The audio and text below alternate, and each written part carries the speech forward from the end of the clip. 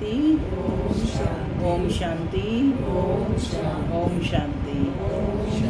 आज 8 जुलाई 2024।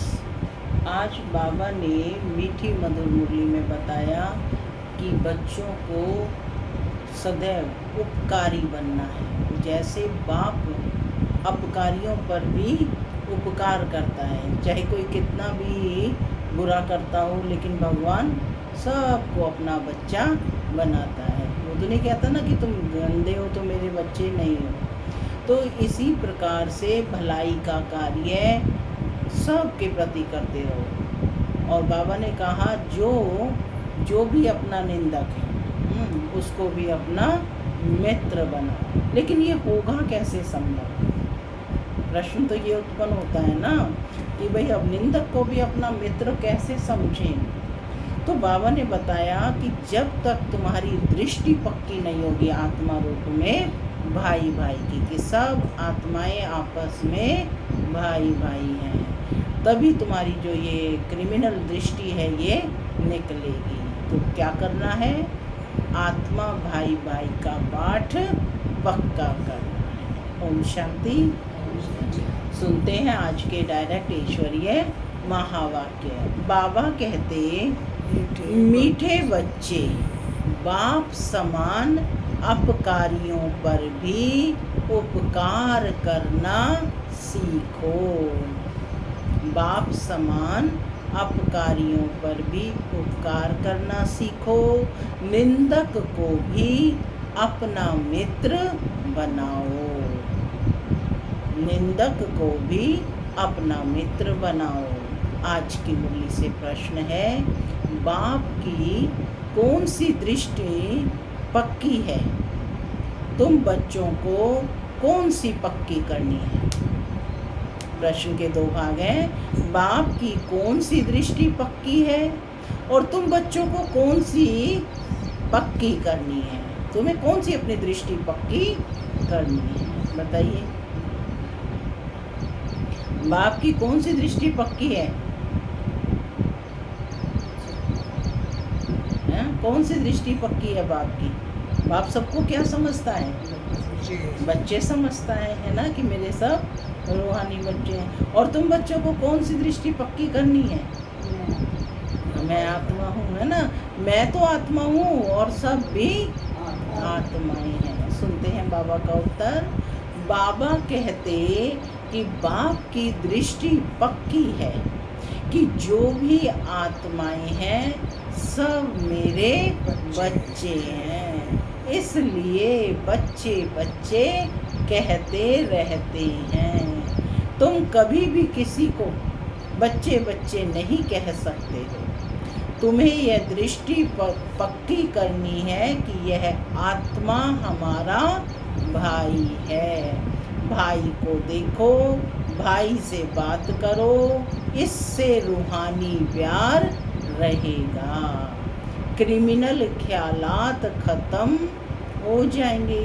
निंदा करने वाला भी मित्र बन जाएगा। आत्मिक दृष्टि से निंदा करने वाला भी मित्र बन जाएगा। ओम शांति। माना मैं आत्मा शांत स्वरूप हूँ, शांति मेरा स्वधर्म है। बाबा कहते कि रूहानी बाप बैठ समझाते हैं। रूहानी बाप का नाम क्या है? रूहानी बाप का नाम क्या है? जरूर कहेंगे शिव। वह सबका रूहानी बाप है, उनको ही भगवान कहा जाता है। तुम बच्चों में भी नंबरवार पुरुषार्थ अनुसार समझते हैं। यह जो आकाशवाणी कहते हैं, अब आकाशवाणी किसकी निकलती है? आकाशवाणी किसकी निकलती है? आकाशवाणी किसकी निकलती है? शिव बाबा की। इस मुख को आकाश तत्व कहा जाता है। मुख को क्या संज्ञा दी है? आकाश तत्व।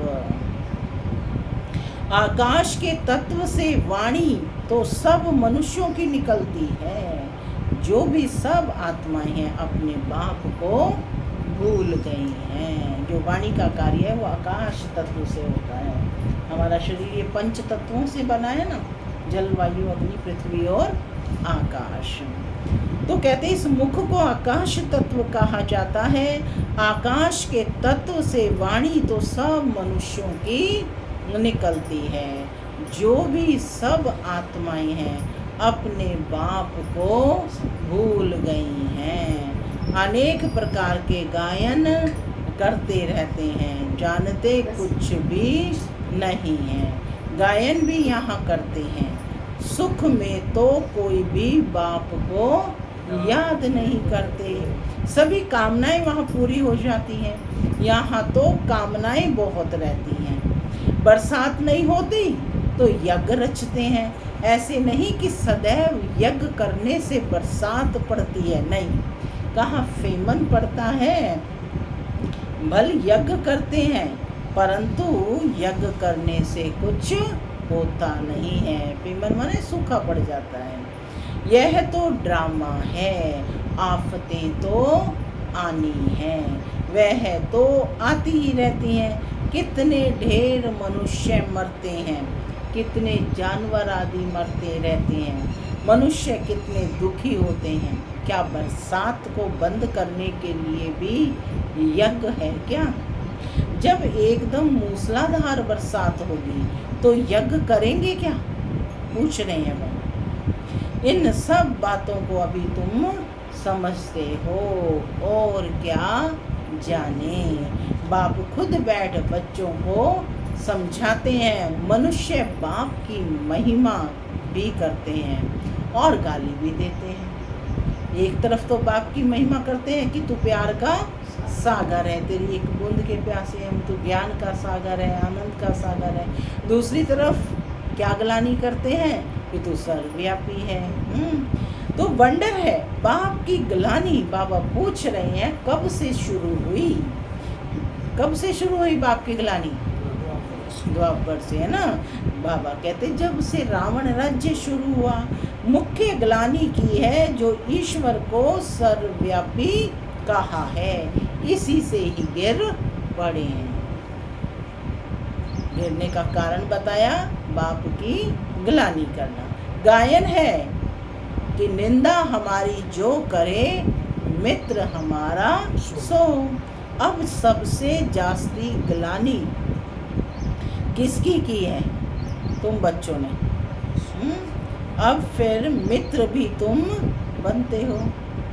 यूँ तो ग्लानि सारी दुनिया करती है, उनमें भी नंबर 1 तुम हो। तुमने ही सबसे पहले उसे सर्वव्यापी किया, पत्थर ठिक्कर में ठोका, तब तो लोगों ने अनुकरण किया ना, बाद वालों ने। तो बाबा कहते हैं बेहद का उनमें भी नंबर 1 तुम हो, फिर तुम ही मित्र बनते हो। सबसे नज़दीक वाले मित्र हैं बच्चे। बाप के सबसे नज़दीक वाले मित्र कौन है? बच्चे। बेहद का बाप कहते हैं हमारी निंदा तुम बच्चों ने बहुत की है, अपकारी भी तुम बच्चे बनते हो। ड्रामा कैसा बना हुआ है? यह है विचार सागर मंथन करने की बातें। विचार सागर का मंथन, विचार सागर मंथन का कितना अर्थ निकलता है कोई समझ ना सके, क्योंकि जितना हम विचार सागर मंथन करेंगे उतना हमारे ज्ञान के नए नए पॉइंट के नए नए गुह्य राज हमें समझ में आएंगे। बाप कहते हैं कि तुम बच्चे पढ़कर उपकार करते हो। गायन भी है कि यदा यदा ही धर्मस्य ग्लानिर्भवति भारते। ये भारत की ही बात है। खेल देखो कैसा है। ग्लानि की भी कहा, ये नहीं कहा गया पूरे विश्व में ग्लानि हुई। क्या कहा गया? यदा यदा ही ग्लानिर्भवति भारते। भारत में जब भगवान को सर्वव्यापी किया, ठिक्कर बित्तर में टोक दिया, उस समय जो है बहुत ग्लानि हुई है भगवान की। तो कहते ये सारी बात भारत की। खेल देखो कैसा है। शिव जयंती अथवा शिव रात्रि भी मनाते हैं। वास्तव में अवतार है एक, अवतार को भी टिक्कर बित्तर में कह दिया है। बाप उल्हाना देते हैं। कौन उल्हाना दे रहा है? स्वयं बाप भगवान उलाहना दे रहे हैं, गीता पाठी श्लोक पढ़ते हैं, परंतु कहते हैं कि हमको पता नहीं। श्लोक पढ़ते हैं कि यदा यदा ही धर्मस्य ग्लानिर्भवति, और फिर कहते हैं हमको पता नहीं। स्पष्ट कहा है कि तभी मैं आता हूँ, है ना। तुम ही प्यारे थे, प्यारे बच्चे हो। कोई से भी बात करेंगे तो बच्चे बच्चे ही कहते रहेंगे। बाप की तो वह दृष्टि पक्की हो गई है। सब आत्माएं हमारे बच्चे हैं। तुम्हारे में से एक भी नहीं होगा जिसके मुख से बच्चा अक्षर निकले। यह तो जानते हैं कि कोई किस मर्तबे वाला है। क्या है? सब आत्माएं हैं। यह भी ड्रामा बना हुआ है, इसलिए कुछ भी गम खुशी नहीं होती। ना गम होता है ना खुशी होती है। निर्दोष दृष्टिकोण दे रहे हैं बाबा। सब हमारे बच्चे हैं। कोई ने मेहतर का शरीर धारण किया, कोई ने फलाने का शरीर धारण किया है। बच्चे बच्चे कहने की आदत पड़ गई है। बाबा की नज़र में सब आत्माएं हैं। उनमें भी गरीब बहुत अच्छे लगते हैं, क्योंकि ड्रामा अनुसार उन्होंने बहुत ग्लानि की है। अब फिर मेरे पास आ गए हैं। सिर्फ यह लक्ष्मी नारायण है जिनकी कभी ग्लानि नहीं की जाती। लक्ष्मी नारायण की कभी ग्लानि नहीं की जाती है। श्री कृष्ण की तो बहुत ग्लानि की है। सारे दोष किस पर लगाए? श्री कृष्ण पर। वंडर है ना, श्री कृष्ण ही बड़ा बना तो उनकी ग्लानि नहीं। ये ज्ञान कितना अटपटा है। ऐसी गुह्य बातें कोई समझ थोड़े ही सकते हैं। इसमें चाहिए सोने का बर्तन। वह याद की यात्रा से ही बन सकता है। यहाँ बैठे भी यथार्थ याद थोड़े ही करते हैं। यह नहीं समझते कि हम छोटी आत्मा हैं। याद भी बुद्धि से करना है, यह बुद्धि में आता नहीं। छोटी सी आत्मा, वह हमारा बाप भी है, टीचर भी है। ये बुद्धि में आना भी असंभव हो जाता है।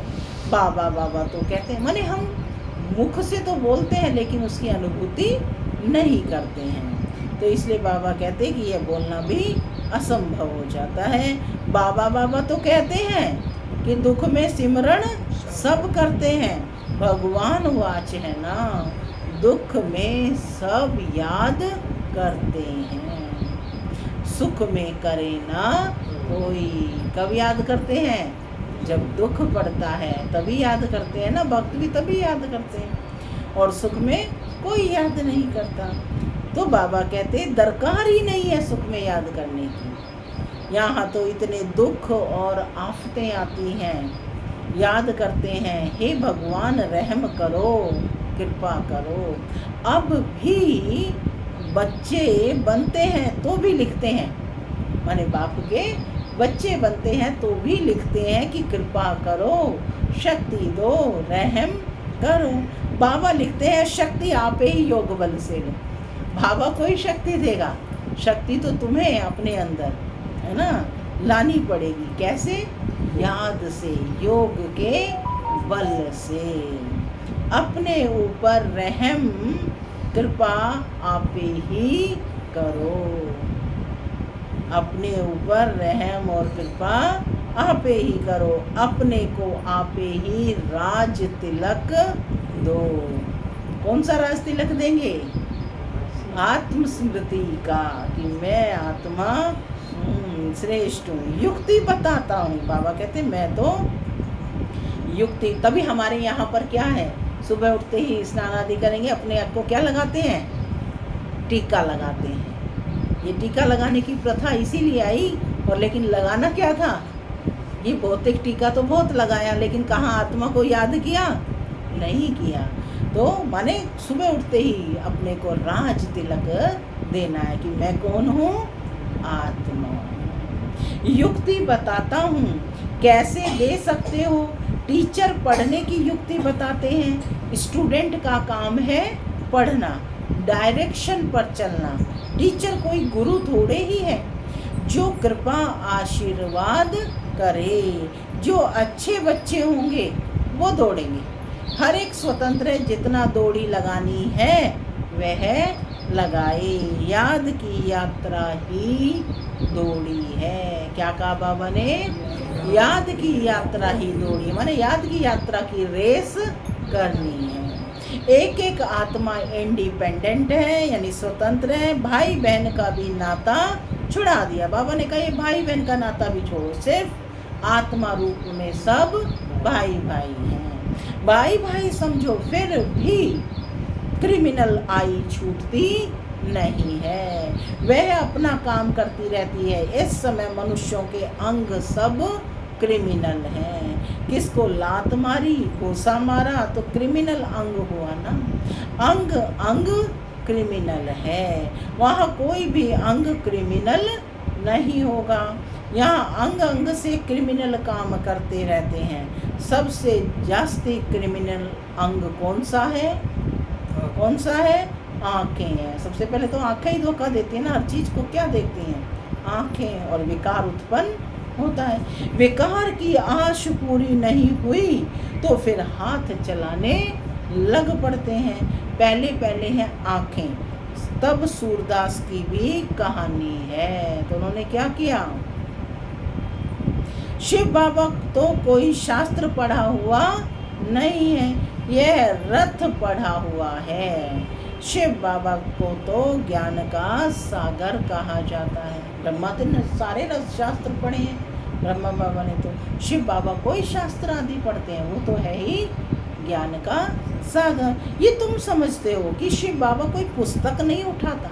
मैं तो नॉलेजफुल हूँ, बीज रूप हूँ। डायरेक्ट स्पीच है कि मैं तो नॉलेजफुल हूँ, बीज रूप हूँ। ये सृष्टि रूपी झाड़ है, उसका रचयिता है बाप बीज। बाबा समझाते हैं मेरा निवास स्थान मूल वतन में है।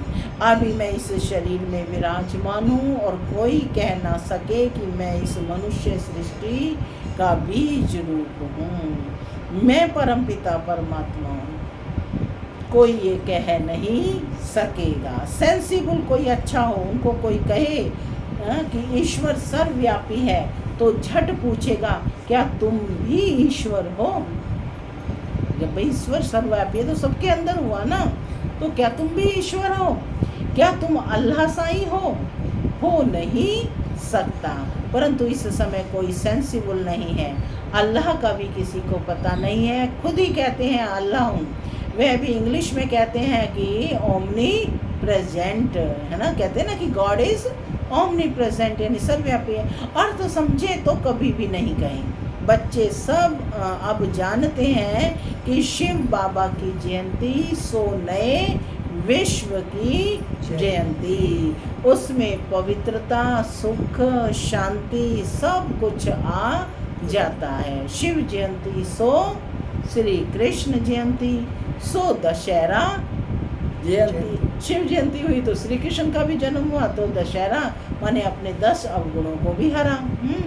दशहरा जयंती, शिव जयंती सो दीपमाला जयंती, शिव जयंती सो स्वर्ग जयंती।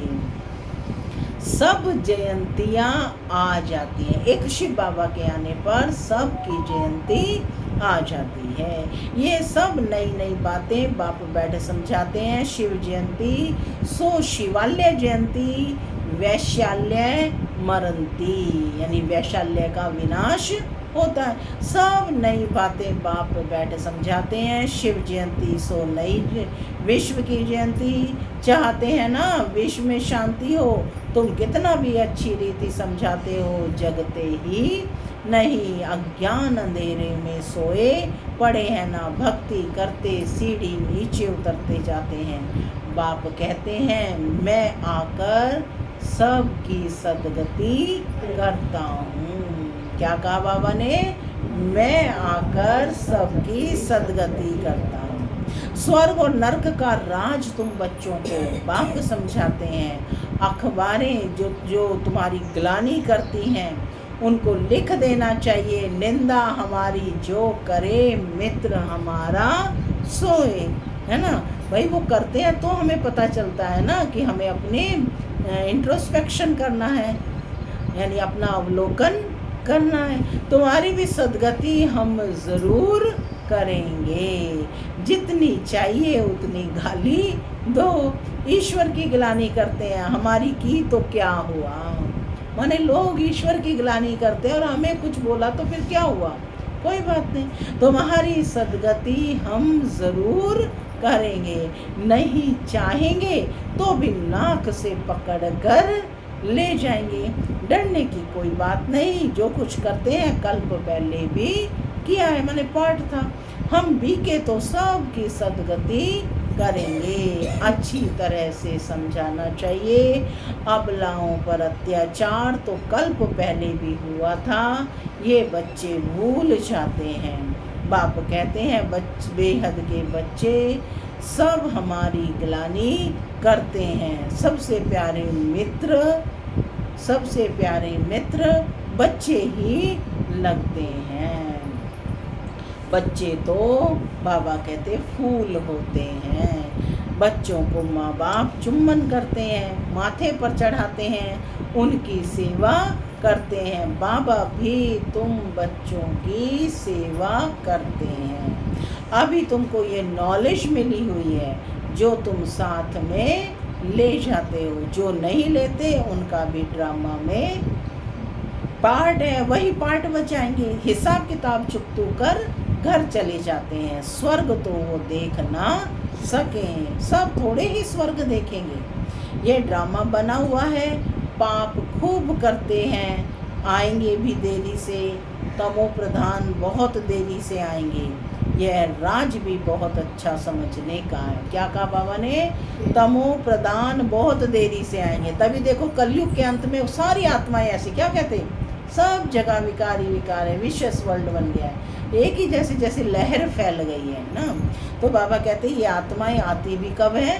बाद में आती हैं। तमो प्रधान बहुत देरी से आएंगे, यानी कि ड्रामा पार्ट में लास्ट में ही आते हैं, है ना। इस 50-60 साल के अंदर ज़्यादा सारा दुनिया गंदी हुई है, नहीं तो इससे पहले इतना नहीं था। तो कहते हैं कि ये राज भी बहुत अच्छा समझने का है। अच्छे महारथी बच्चों पर भी ग्रहचारी बैठती है तो झट गुस्सा आ जाता है, फिर चिट्ठी भी नहीं लिखते हैं। बाबा भी कहते हैं कि उनकी मुरली बंद कर दो। ऐसे को बाप का खजाना देने से फ़ायदा ही क्या है ना। जो बाप की गिलानी करते हैं और जो मुरली भी नहीं सुनने आते हैं, तो बाबा क्या कहते हैं, उनकी मुरली बंद कर दो, उनको सुनाने से फ़ायदा ही क्या है। फिर कोई की आँख खुले तो कहेंगे भूल हुई। कोई तो परवाह भी नहीं करते। इतनी गफलत नहीं करनी चाहिए। ऐसे बहुत ढेर हैं, बाप को याद भी नहीं करते, कोई को आप समान भी नहीं बनाते हैं। नहीं तो बाबा को लिखना चाहिए, बाबा हम हरदम आपको याद करते हैं। कई तो फिर ऐसे हैं जो सब का नाम लिख देते हैं कि फलाने की याद देना, यह याद देना, सच्ची थोड़े ही है ना। जैसे जा रहे हैं ना कि माता पे जा रहे हैं कि मेरी भी याद देना, मेरी भी याद देना, तो बाबा कहते हैं फलाने को याद देना, यह याद सच्ची थोड़े ही है। झूठ चल ना सके, सच्चे दिल से कोई याद दे रहे हैं ना, यानी भाई जा रहे हैं तो हमारी भी कह देना। झूठ चल ना सके, अंदर दिल खाती रहेगी। बच्चों को पॉइंट तो अच्छी तरह समझाते हैं रहते हैं। दिन प्रतिदिन बाबा गुह्य बातें समझाते रहते हैं। दुख के पहाड़ गिरने वाले हैं। सतयुग में दुख का नाम नहीं है। अभी है रावण राज्य, मैसूर का राजा भी रावण आदि बनाकर दशहरा बहुत मनाते हैं। राम को भगवान कहते हैं। राम की महिमा चोरी हुई, अब वह तो सर्वशक्तिमान थे। राम की सीता चोरी हुई, अब वह तो सर्वशक्तिमान ठहरा। उसकी चोरी कैसे हो सकती है? क्या कहीं राम की सीता चोरी हो सकती है? यह सब है अंधश्रद्धा की बातें। इस समय हर एक में 5 विकारों की गंदगी है। फिर भगवान को सर्वव्यापी कहना यह बहुत बड़ा झूठ है। तब तो बाप कहते हैं यदा यदा ही धर्मस्य ग्लानिर्भवति, मैं आकर सचखंड सच्चा धर्म स्थापन करता हूँ। सचखंड और सच्चा धर्म स्थापन करता हूँ। सचखंड सतयुग को और झूठखंड कलयुग को कहा जाता है। अभी बाप झूठखंड को सचखंड बनाते हैं। अच्छा, मीठे मीठे सिक्के लदे बच्चों प्रति मात पिता बाप दादा का गुड मॉर्निंग। रूहानी बाप की रूहानी बच्चों को नमस्ते।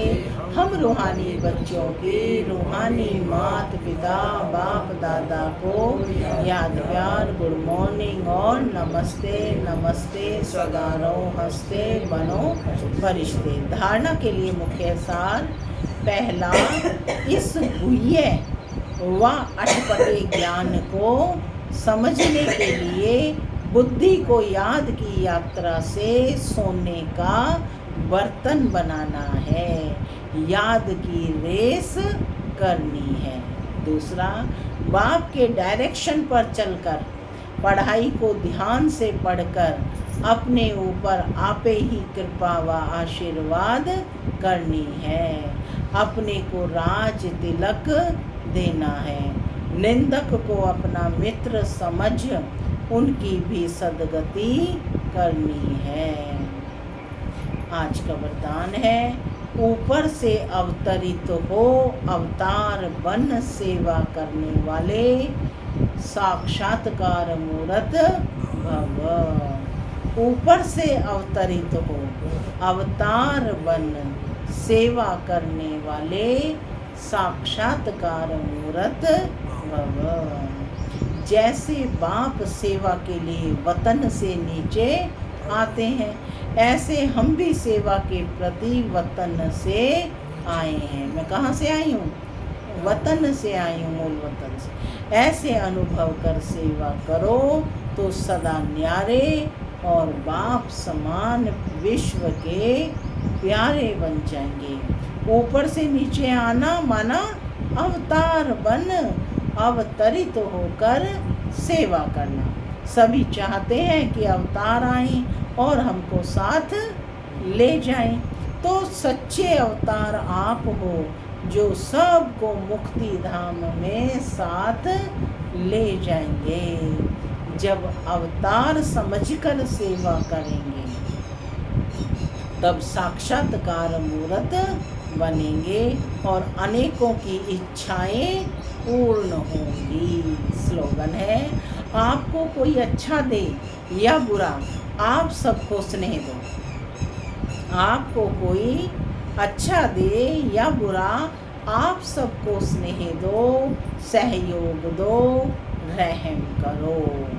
सहयोग दो, स्नेह दो और रहम करो।